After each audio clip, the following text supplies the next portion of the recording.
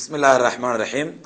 அன்புக்குரிய சகோதரர்களே, தாய்மார்களே, இன்றைய நம்முடைய தினம் ஒரு நபி மொழி நிகழ்ச்சியில தூக்கத்தை பற்றி ஒரு ஹதீஸ் பார்க்க இருக்கிறோம்.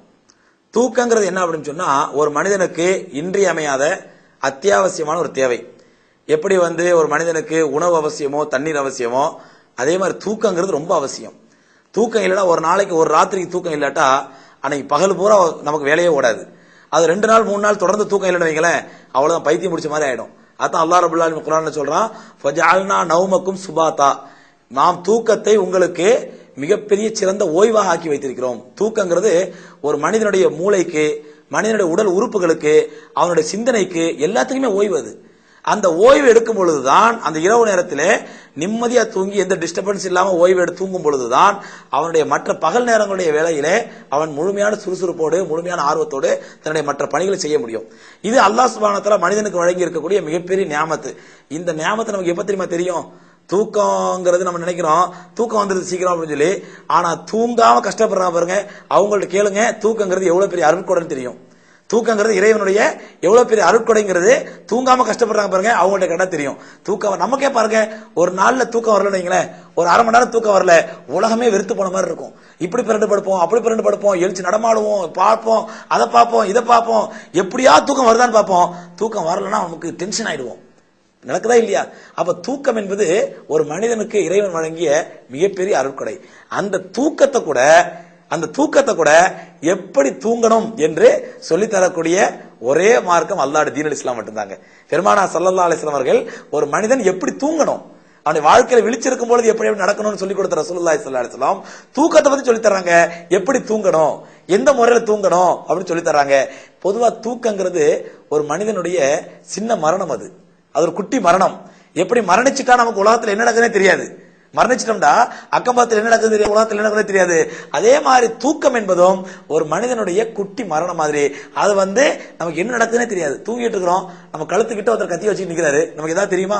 கம்முன்னு கிடப்போம், சடல மாதிரி தான் கிடப்போம். அப்ப தூக்கம் என்பது ஒரு குட்டி மரணம். அந்த மரணத்திற்கு பிறகு விழித்தெழுவது என்பது, அந்த மரணத்திற்கு பிறகு மறுபடியும் தூங்கி எழும்புதிருப்பது என்பது அது அல்லாஹ்வுடைய அருள். அல்லாஹ்வுடைய அருள் இல்லாட்டா எத்தனையோ பேர் பாக்குறோம், தூங்குறாங்க, தூக்கத்திலே அப்படியே மரணிச்சிடறாங்க. தூக்கத்திலேயே அப்படியே மரணிச்சிடறாங்க, நிரந்தரமான தூக்கமா தூங்கிடுறாங்க. அதான் ரசூலுல்லாஹி ஸல்லல்லாஹு அலைஹி வஸல்லம் தூங்கும் பொழுது செய்ய வேண்டிய ஒழுங்குமுறைகளை சொல்லி கொடுத்தாங்க. ஒது செஞ்சுக்குங்க, தூங்குறதுக்கு முன்னாடி ஒது செஞ்சுக்குங்க. படுக்கும் பொழுது நமக்கு அன்றைய தினம் முடிஞ்சா 2 ரக்காத் நஃபில் தொழுதுக்குங்க.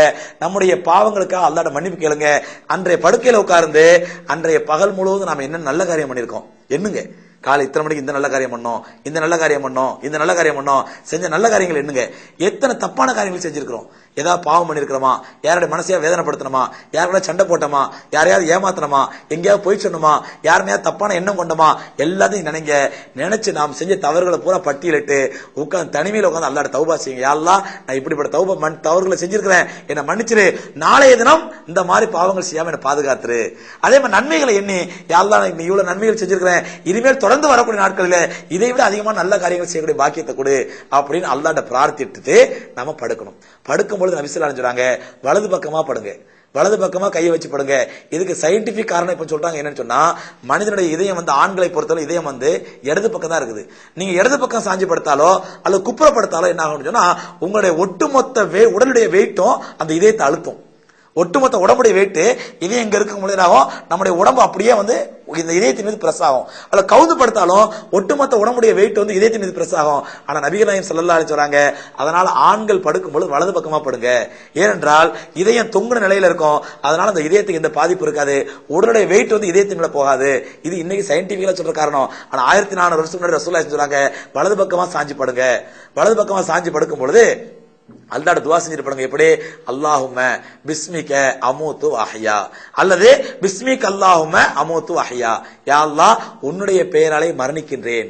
ஏன்னா தூக்கங்கிறது ஒரு மரணம். உன்னுடைய பெயராலேயே மரணிக்கின்றேன், மீண்டும் இன்ஷா அல்லாஹ் உன்னுடைய பெயராலேயே நான் காலையில் விழித்தெழுவேன். நீ நாடினால் மட்டுமே, உன்னுடைய அனுமதி இருந்தால் மட்டுமே விழித்தெழுவேன், இல்லை என்றா உன்னுடைய நாட்டப்படி இந்த தூக்கத்திலேயே நான் மரணிச்சாலும் மரணிச்சிடலாம்.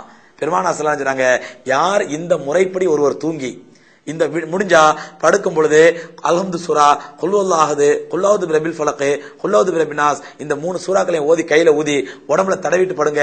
பெருமானார் ஸல்லல்லாஹு அலைஹி வஸல்லம் இந்த முறைப்படி யார் தூங்குகிறார்களோ அந்த நிலையில் அவர் மரணிப்பாரையானால் அல்லாஹ் ரப்பல் ஆலமீன் அவருக்கு நரகத்தை ஹராமாக்கிடுறான், அவருக்கு சொர்க்கத்தை கொடுக்குறான் அப்படின்றாங்க. ஆனா இன்னைக்கு நாம என்னங்க பண்றோம்? இந்த இப்படியே தூங்குறோம், பெட்ல படுத்த உடனே அப்படியே டிவி ஓடிக்கிட்டே இருக்கும், படம் ஓடிக்கிட்டே இருக்கும், அப்படியே அதை பார்த்துக்கிட்டே அப்படியே தூங்கிடுவோம். ஆபாசமான நடனங்கள், ஆபாசமான அசிங்கமான பாட்டு அதெல்லாம் பாட்டுட்டு அப்படியே தூங்கிடுறோம். தூங்கின பிறகு விடிய காலையில் அஜித்குமார் உயிரை போட்டு வாங்குறது, அஜரத் எனக்கு கனவுல கெட்ட கெட்ட கனவா வருது, பேய் வருது, பிசாசி வருதுன்னு. பிற டிவி பார்த்துட்டு தூங்கினா பிற மலக்குமாரில் வருவாங்க கனவுல, ஜிப்ரீல் அலைஹிஸ்ஸலாம், மீகாயில் அலைஹிஸ்ஸலாம் வருவாங்க கனவுல. அப்ப அதனால ரசூலுல்லாஹி ஸல்லல்லாஹு அலைஹி வஸல்லம் சொல்ற முறைப்படி தூங்குங்க, இன்ஷா அல்லாஹ் நிம்மதியான தூக்கமா தூங்கலாம். இதுதான் தூக்கத்தை பற்றி இஸ்லாம் கற்றுத்தரக்கூடிய நமக்கு அழகான